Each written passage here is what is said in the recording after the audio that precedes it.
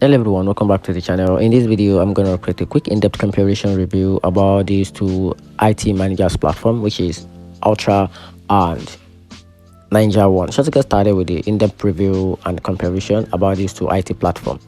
So to get started, in 2025, Atera remained a top pick for small to mid-sized IT teams and MSPs, thanks to its all-in-one RMM plus PSA platform and a predictable per technician pricing.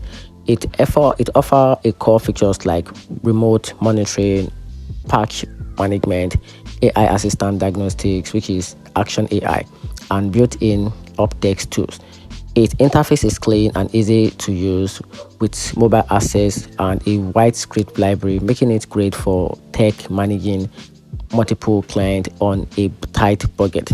So NinjaOne meanwhile deliver a more enterprise-grade RMM experience with great endpoint billing, robust patch automation, detailed system monitoring, and a sleek UI that scales with across large environment. That said, Atera can lag under heavy workflow and some user reports limited integration or occasional performance hiccup.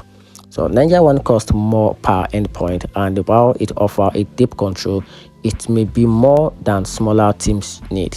And here's a very conclusion. So Atera is the better value for small teams needing a simplicity and a bundled help desk tools, while NinjaOne win for enterprise level automation, security, and performance at scales.